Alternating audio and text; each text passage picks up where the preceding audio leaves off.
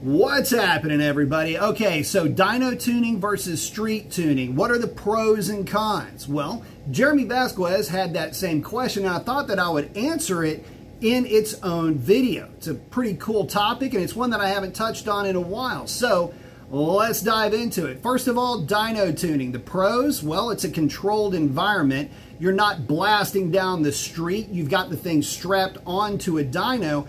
And that alone is reason enough to at least use a dyno to validate whatever street tune you may have.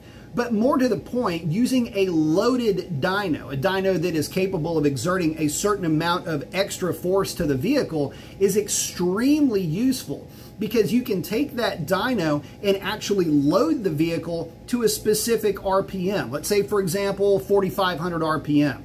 No matter how much power you put into that vehicle or into the dyno won't let it go over that 4,500 RPM threshold, which means you can really fine tune at high loads at varying RPMs, fueling and timing. Really take a look at the NOx sensors and take a look at what the actual AFR is once you are significantly loading that vehicle in a way that you really can't do on the street.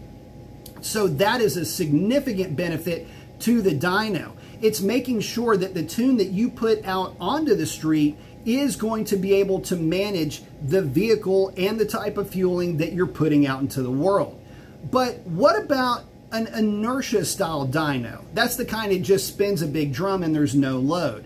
Well, I don't really trust that type of a dyno for tuning. I mean, you can use it to validate, say, air-fuel ratios or things like that, but I would never really think to use one of those for actual tuning because it is a static load and it doesn't take into account the vehicle's weight, potential wind resistance, maybe rolling resistance the way that a loaded dyno can, or the way that you can manipulate a loaded dyno to do. So there is that. Now, what about a street tune? Well, first and foremost, street tuning can be a little bit sketchy, especially if you're trying to tune at high loads at high RPM, which is to be translated into high speed. But there's no better way to actually collect data on a vehicle once it comes off of the dyno than to do high load, high RPM testing. Because in that case, you are working with the actual vehicle's coefficient of drag, that wind resistance, the actual vehicle's weight, the actual vehicle's rolling resistance with whatever wheels and tire combination you're running with.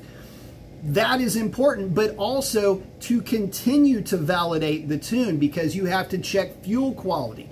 Every few times you fill up, you're going to want to data log that car to make sure that everything is still within the right specs. You'd be surprised how often that guys will come to a dyno with extremely good fuel or even canned fuel, say E85, only to go out into the world and use pump gas or potentially get a bad tank of gas out on the street. It's why dyno tuning is great, but street validation has to be going hand in hand with that dyno tune. You really cannot have one without the other. Now, would I ever say that there's a time where street tuning absolutely trumps dyno tuning? Absolutely. It's with shift points, but even more to that point, you would almost want the vehicle to be on a prepared drag strip. You can get some high RPM shift points sorted out without actually having the vehicle on a drag strip, dead hooking, and on a launch. That's pretty easy to do, but you have to have the vehicle on the street to do it. It's a little bit more difficult on the dyno. And again, it's for all the reasons that you're probably thinking about right now. It's the vehicle in its environment with the wind resistance, but also the transmission is now in the actual environment that it's going to survive in. So again, street tuning, dyno tuning, and shift points, you have to validate that on the street. But more to the point, that's kind of where you're going to be making your adjustments. You'll take the vehicle out, get some test hits, come back, make your adjustments, and then go from there.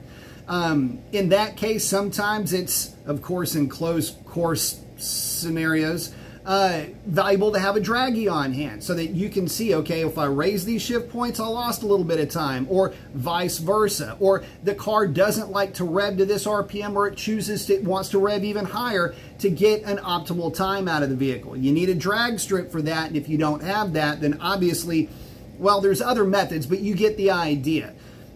Transmission tuning, yeah, absolutely. Street drag strip, more to the point, is where you need to be making those changes. And really a drag strip so that it is a consistent hit and a consistent launch every time. See, the big difference between the street and the dyno as well is the traction that you get. Dynos are repeatable. Dynos can have the same amount of resistance every single time, and so you have reliable, repeatable data, at least while the vehicle is strapped to that dyno, presumably. The street, well, that's a little bit different story, because now you're hoping that the vehicle has the traction that you need. You're hoping that you have all of the variables at least as mitigated as possible so that when you're making those hits, you can have repeatable and reliable data. So there are some pros, there are some cons, but Jeremy, you've got to have them both, or the final product, the final tune, won't be quite as good. In other words, a canned tune from Tuner X, it might have done just fine on the dyno. It could have some street validation as well, but it doesn't mean that it was dyno tuned with your specific vehicle and sent out into the world as your specific vehicle would for a street validation. It's always best to get a custom tune, and that way you know that your vehicle has gone through both stages of dyno and street tuning. It's your vehicle using your gas, and it is your responsibility now to, if you need to, at least if you're swapping fuels and things like that, to test your E85, make sure you're data logging, make sure you're not getting a unnecessary knock or anything goofy like that.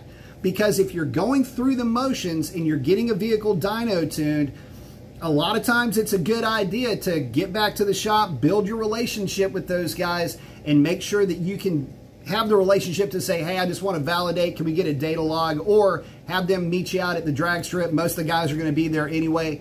Get used to data logging. Because again, you can have the best dyno tune and you can have the best street validation and have a bad tank of gas ruin all of it. So with that, guys, post up your comments. Jeremy, I hope that helps you out. We'll catch you on the next one. Adios.